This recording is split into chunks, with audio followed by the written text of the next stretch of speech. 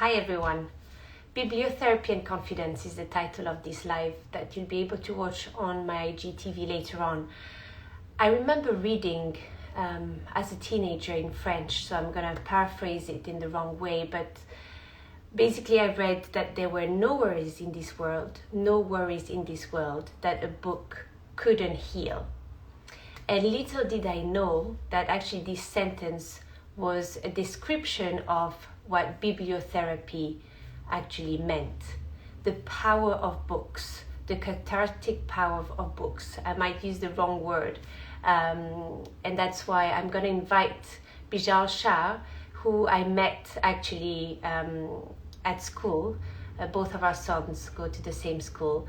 And little did I know that we were sharing the same passion of helping others and using tools to help others become more self-aware and reliant. So Bijal created book therapy, and she's been featured on a numerous amount of articles. Let me invite her now.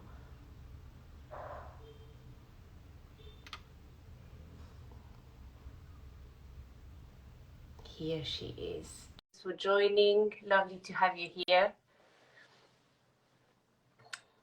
I've invited Bijal. Let's see how quickly she can join us.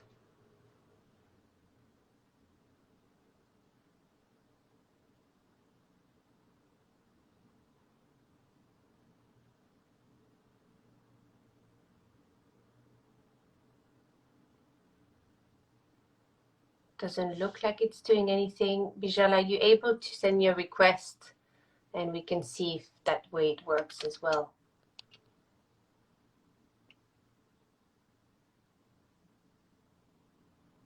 I'm inviting you again.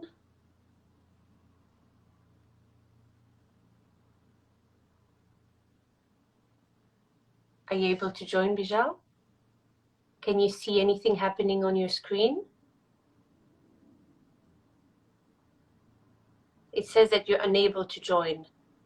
Let's try again.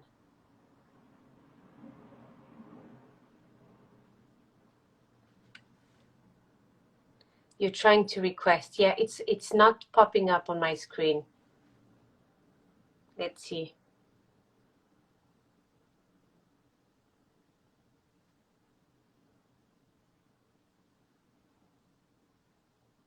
Hello to everyone joining now. We're trying to invite Bijal on the live, but it looks like we're having issues.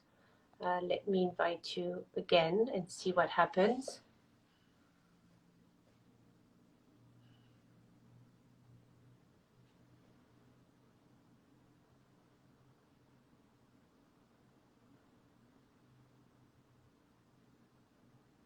You've sent the request. Now I can see the request. Awesome. Amazing. Hopefully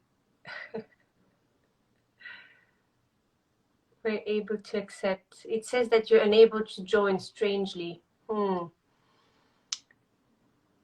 wondering if it could be that you don't have the latest Instagram version, or yes, you're here. Oh, here? Okay. Bijal, hey. I think it's got you on my phone and on the laptop. You're here, but I can't see you. Maybe it's the camera's facing the wrong way.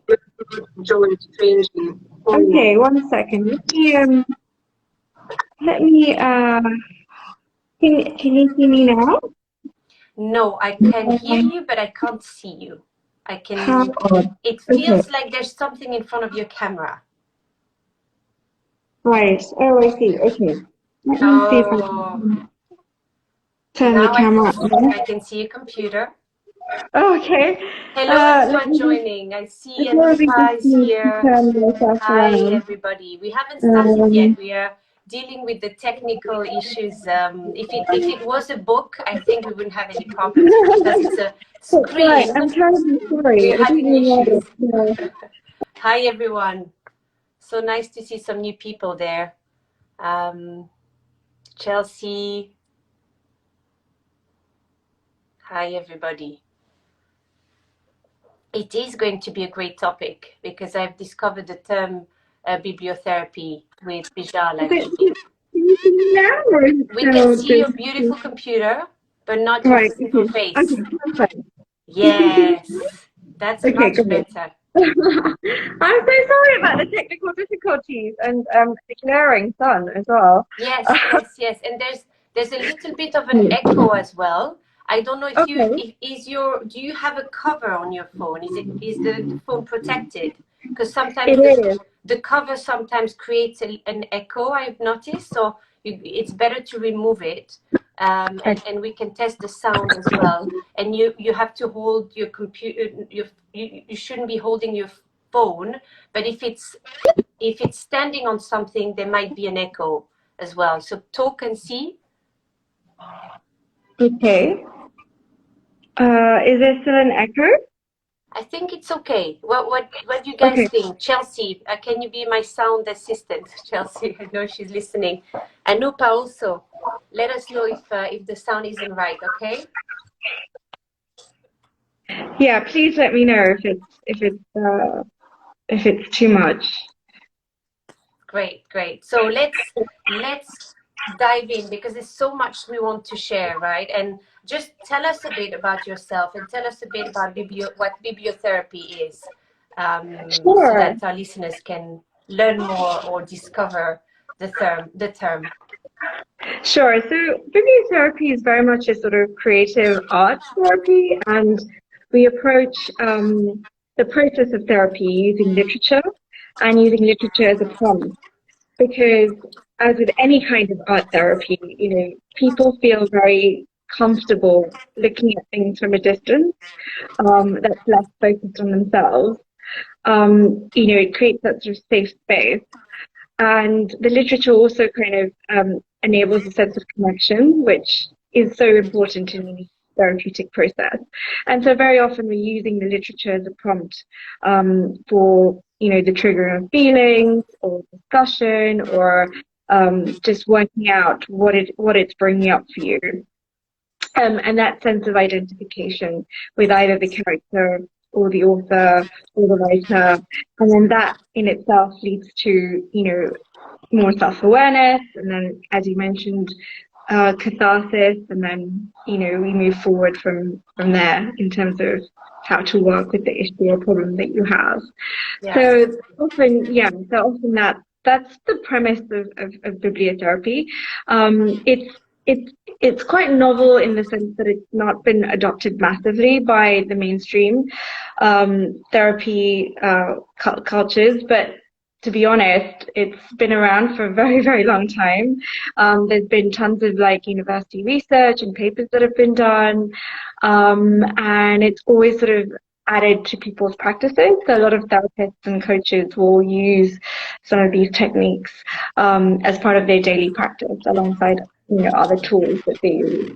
Yes, I And mean, and I when you told me about that, I thought to myself, we actually all practice it without really realizing it. We yeah, don't necessarily, when we read a book, certain books will move us more than others, but there's universally books that will move a great majority of people, and that will bring the sentiment of gratitude. That it's something that it's harder to feel, but you can feel it by reading certain stories that will really move you. And when I read about that and you told me about this, I realized that there are stories that I am attracted to going to and reading about. So, for instance, I love fiction and I love historical fiction, but I know that others will be very attracted to reading, true autobiographies, for instance. Can yeah, you can you yeah. tell us a bit about the the the, the different taste of people and how you adapt that in your work as well in terms of recommendations Yeah, for bibliotherapy? yeah, so you're absolutely right. People have very different preferences to what they connect with, and the most important thing is that you're connecting with whatever you're reading. So it has to be something that's tailored to your interest. I have lots of people who will prefer fiction, and so we won't touch nonfiction at all. And it will be very much, attuned to whatever genre you like, whether that's true crime or historical fiction. Sometimes I do suggest memoir, because memoir is really similar to like novel writing. It's still a story, and it's still based around a character or protagonist. But often, I will try and keep them apart. Some people just want to read essays. They really connect with essays. An essay is actually a really powerful person's development tool, because an essay is always working through an issue from like what the problem is and then how the resolution was reached. And when you're writing an essay, that's generally the format that writers kind of use. So essays can actually be quite healing or quite, walk you through that problem solving stage. But again, it depends. So if you tell me like nonfiction, I would probably suggest, maybe some essays, maybe like either an autobiography or maybe like a self-help book. I don't always prescribe a lot of self-help. It really depends what you like, because some people detest self-help. But the thing is that the key is that you're connecting with the literature, because that is like half the process, and that you're going to commit to reading this and you're going to finish, and you're going to use it as part of your literary journaling. So, it goes hand in hand. You cannot be reading without journaling on side. You have to be journaling because that's part of the therapeutic process. And you've got to be writing down what feelings are being triggered, what thoughts are being triggered. It's really bringing everything that's sitting in the subconscious mind out to the conscious. And that's what we can then, work with. Yeah, I mean, what I found, I've got so many questions coming from what you're saying. Because it does feel like you need to keep in touch with the client when for instance, first of all, there's a whole understanding of what the client resonates with, right? And then once the work starts, it's about understanding what has made the difference, right, to that client, and what character might they relate to more. And so it feels very much like, when you say it's creative, it does feel like there's a lot of interaction that needs to take place. So how do you accompany the client throughout the journey? Because I would feel a little scared, to kind of start reading and then trying to do the exercises on my own. Even though you can do the exercises on your own, I'm sure having your input and you being there will make the whole difference in my bibliotherapy journey. Yeah, so what we would do is, outside of the bibliotherapy sessions, I'd encourage you to go and read and journal. And then, sometimes clients share their journals with me, like they'll literally send me the whole Google Drive with like 360 journal entries, or which I'm not going to be able to read everything, or they'll send me little clips of, this is the thing that's been bothering me, and can we discuss it in the session? And then we'll discuss that in the session, and the feelings that have been brought up, and trying to make links and connections to why did this particular passage, or why did this particular moment that this character had trigger this in you, and try and link that back to your own childhood or experiences that you've had. So that the literary journaling process is very much the beginning of the journey, but then in the sessions we might use other techniques or tools, like such as letter writing, from the author, or you writing to the author, or you writing to a character, or a character writing to you, or anything to kind of really start processing the pain, because everything is about pain, and suffering. And in my experience anyway, what I found is people are always trying to either avoid pain or ignore pain, or pass pain on to someone else through being abusive. So I feel like that is always the crux of the issue. And so we really want to spend some time discussing painful feelings, and also like honoring your feelings and actually giving some space to those feelings that have been triggered, allowing you to feel them in the session, whether that's fear or sadness or anxiety, the very anger, the very common one. But anything, anything that it's bringing up for you, repressed feelings are a big thing that we want to kind of cut out from the material that you've been focusing on. Yeah, and we've got some great comments. Shah saying amazing Bijal, and we also have Pari saying that you're awesome.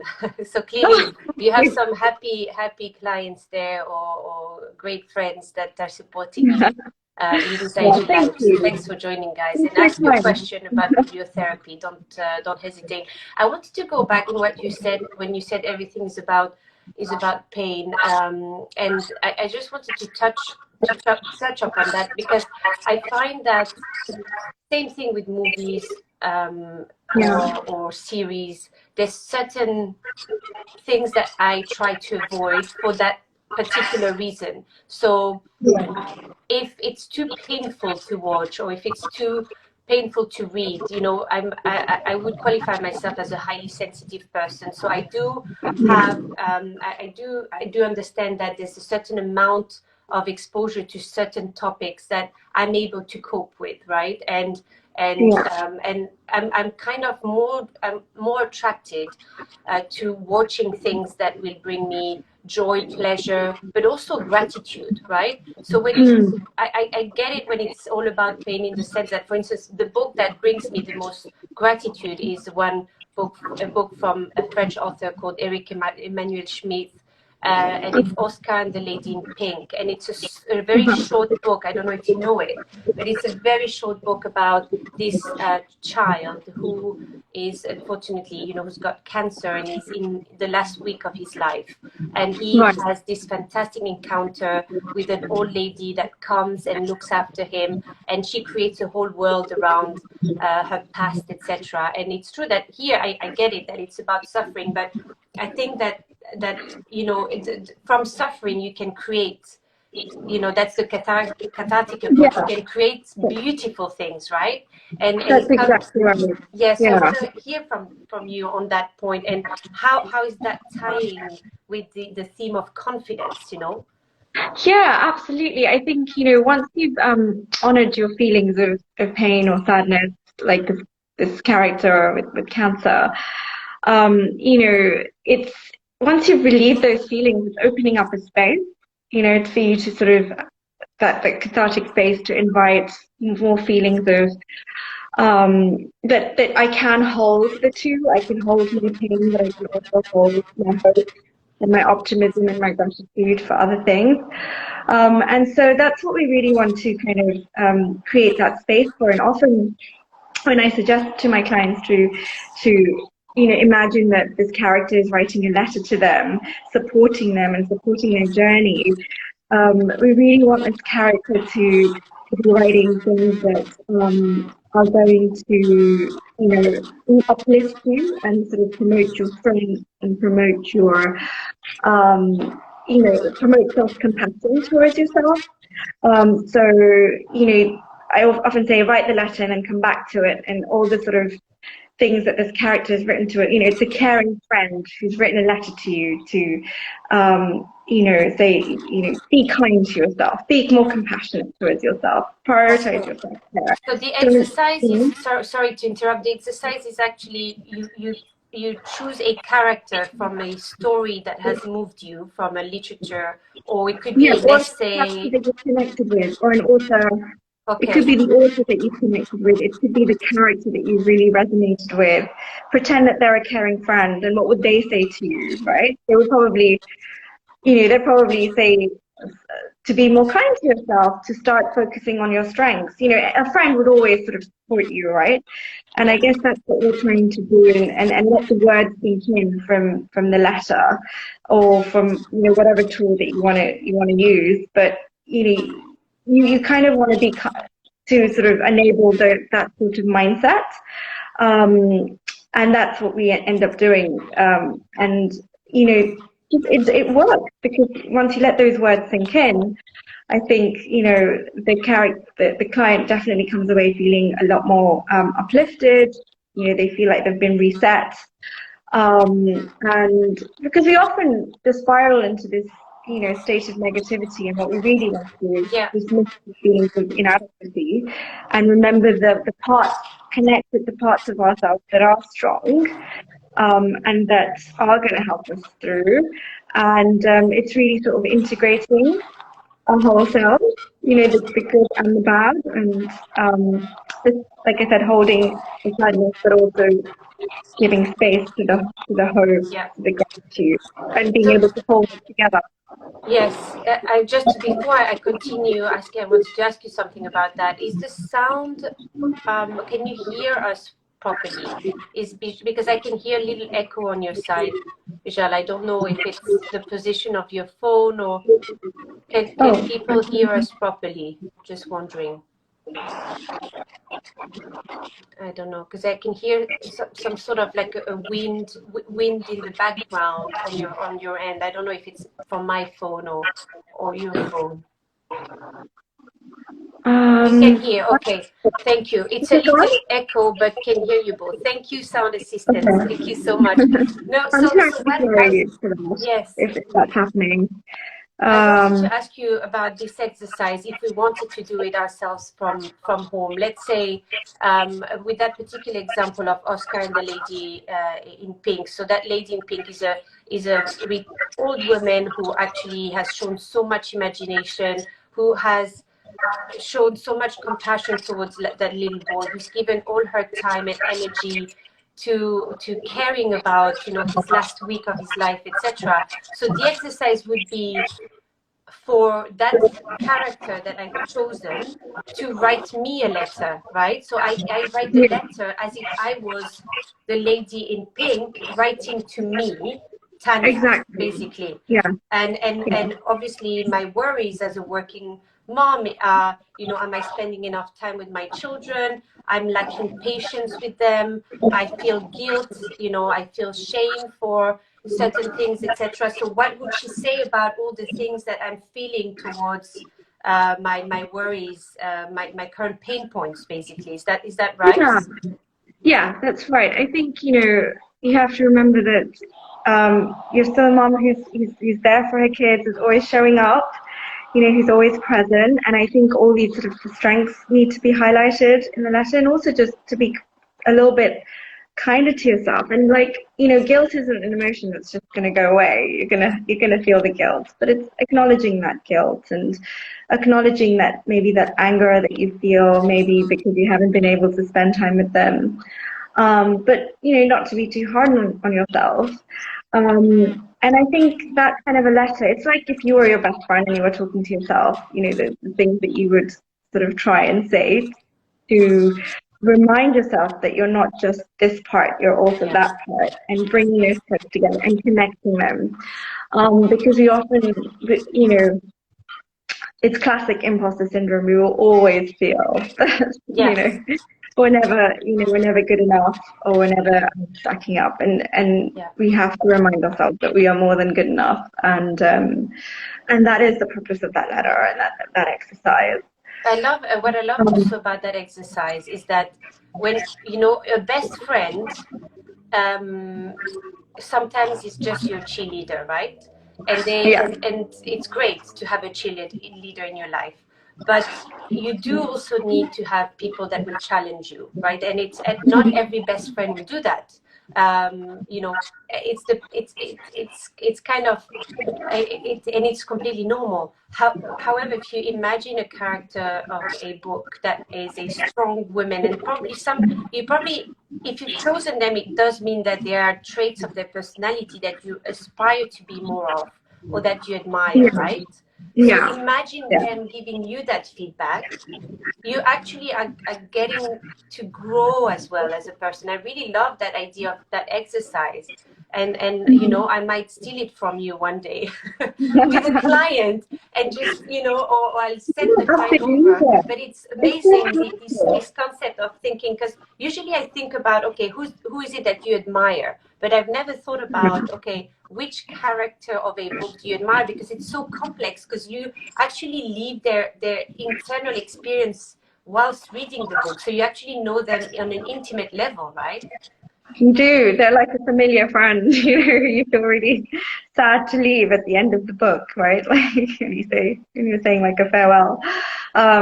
Yeah, it's a very vicarious connection that's important. Like we shouldn't just dismiss it. It's a very sort of crucial. social connection. I would even go as far as to call it a social connection, which is why, the power of books and the power of stories are is so big, because stories are our social fabric. They kind of, they kind of what unite us and leave us feeling less isolated. Yes, Yeah. and so for anyone joining now, Bijal just gave us an exercise to do relating to your favorite character of a book, and imagining them writing you a letter. So I would recommend you check out the live from the beginning where she explains that exercise. I wanted to ask you also about how you use bibliotherapy as well. So aside from the individual client, you mentioned that you also help mental health therapists, practitioners to kind of use that in their practice, and also Yeah. use the book clubs, etc. So tell us a bit more about how you use it outside of the one-to-one basis. Yeah, sure. So, in fact, we do have like this online training course that have been that a lot of librarians and teachers and therapists and coaches have used, which outlines different techniques, or just outlines ways of curating literature. So the selection process of how you would choose a book and why you would choose that book, and for a particular client, or for a particular child, or for yourself if you're a reader. And that's also, we do have a little framework that we use. It's all about the books that you, like I mentioned before, that are really tailored to your preferences, books that you're going to connect with, books that you're going to identify with, your representation of yourself in here. Sorry about the echo. The literary curation is also a key part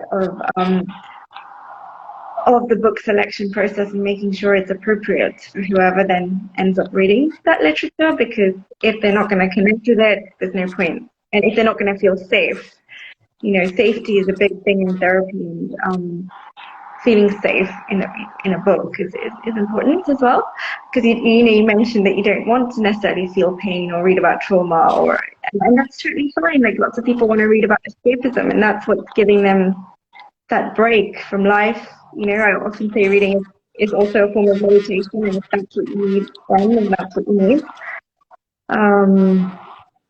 Yeah. So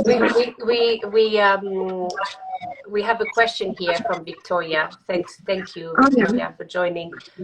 She asks if book therapy works for audiobooks, Oh yeah. especially if you add the journaling to the process. So what's your take on audiobooks?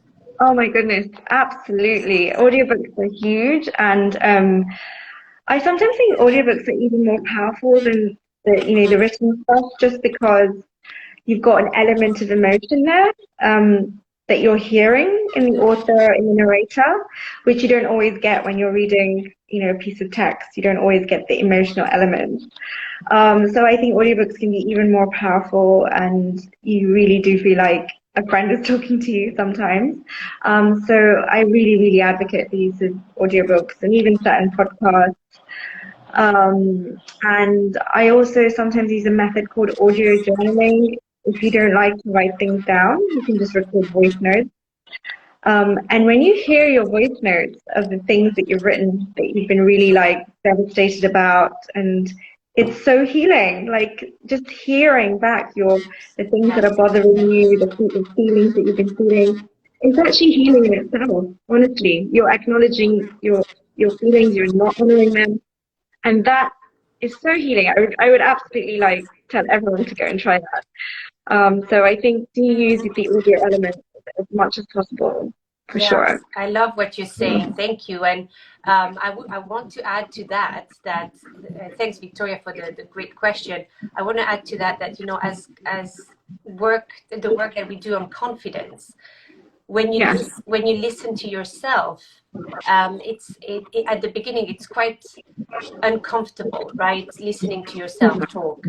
However, it gets better, right? Today I was preparing for my group coaching next week, and I was listening to one of my first IG live that I did on my own, and I hated it. And so I forced myself to kind of just listen to the content rather than, just separate myself from what was being said.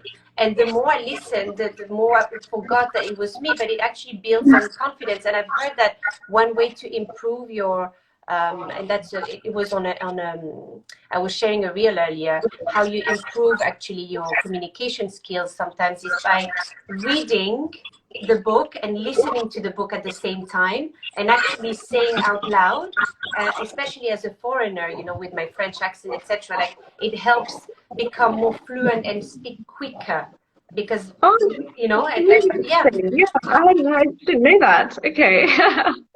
That's really I shared cool. that reel with you Yeah, from another coach, and I thought that is a good way to that's kind a of great idea. increase Yeah, yeah, confidence. yeah. Just engaging all the senses almost, right? Like your voice, your visuals, the kinetic, I guess, a little bit by Exactly. talking. Yeah, I wanted to ask you yeah. also about, we're busy working mothers and women, and we will say, I struggle to find the time to read, and I can't read, and I struggle to find the time to read. So, what do you tell to these people who want to read more, but will either find excuses to do other things, or will actually have too much on their plate to do it? And will tell you, I don't have enough time. What do you tell them? I tell them even 10 minutes a day is enough.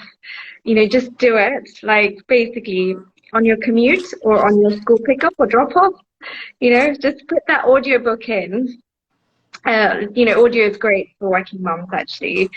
Just put that audiobook in and listen for like 8 and now, even if it's 10 minutes to pick up time, 10 minutes on your commute.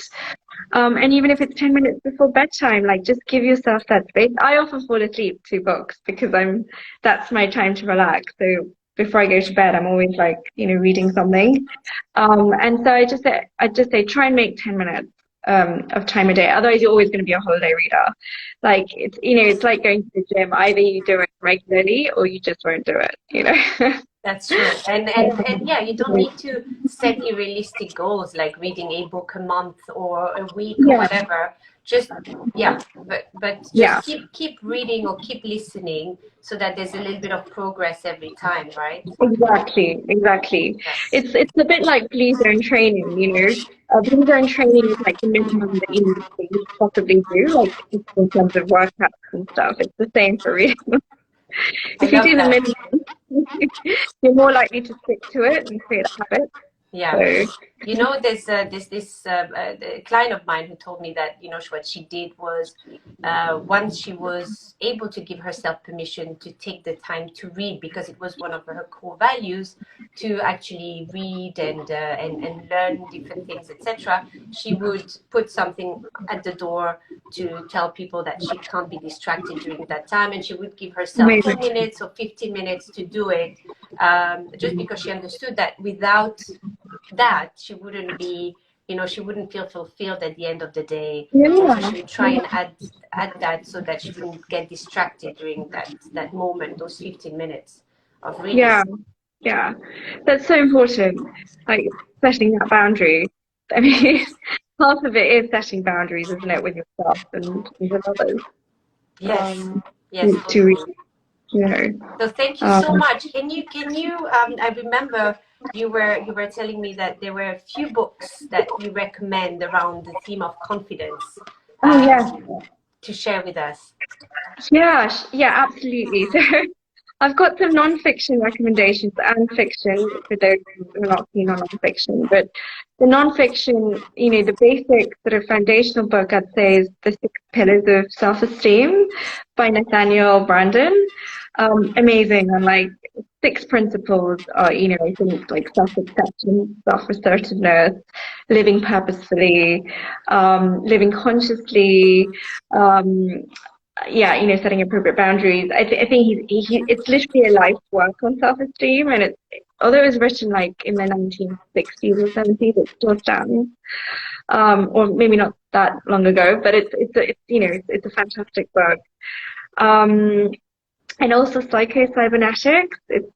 It's he was one of so it's basically a book with lots of techniques on building confidence, like visualization and mentalization, and that book was written in the 1960s, and that again, so much of our everyday therapeutic and coaching practices are now influenced by that book in terms of what he's, the techniques that he uses. So I would certainly recommend that.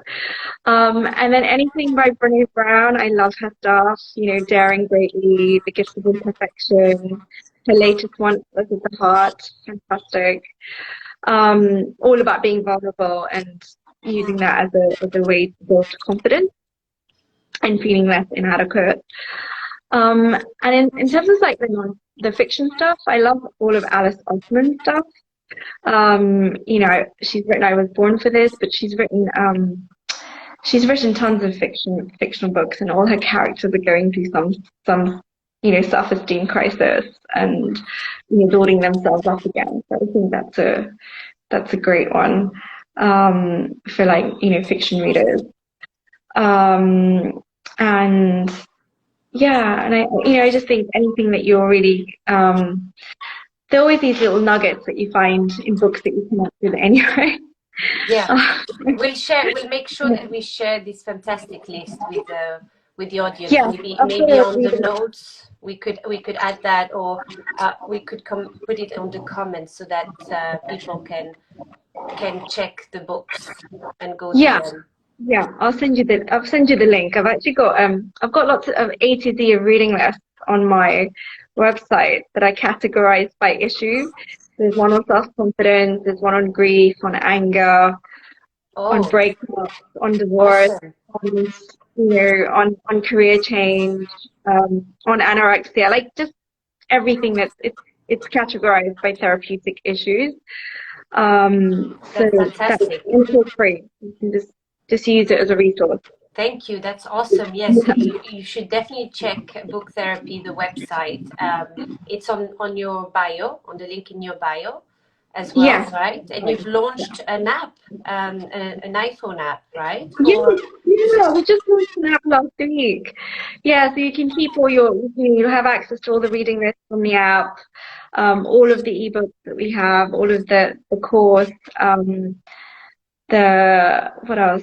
Personalized book prescription. All of. Yes, that's great. I got the course. I haven't started it yet, but I'm gonna do your course. I'm so excited that you're doing it. I can't wait to hear what you think. I'm looking forward to doing it because honestly, I love using creative tools with clients that are looking for more creativity in their in their journey of self-discovery journey. Especially, I find the ones that have been in therapy for many years, they're craving doing creative things because it's not used as much in psychoanalysis or psychotherapy. It depends what you do, but in coaching you can have more freedom to explore these things. So that is something that I want to try on myself. So I might do a session or two with you and just to learn from it after the course, definitely. But we'll be in touch for sure. Yeah, no, I really look forward to all that. Is there anything else you want to share with our audience on how they can connect with you and reach out, or anything you're working on? I mean, the app was already a fantastic thing to share. Is there anything else you'd like to share with the audience? Yeah, no, I was just going to say, check out the blog and the reading list and, the personalized book prescriptions. They're all curated reading lists that are tailored for you.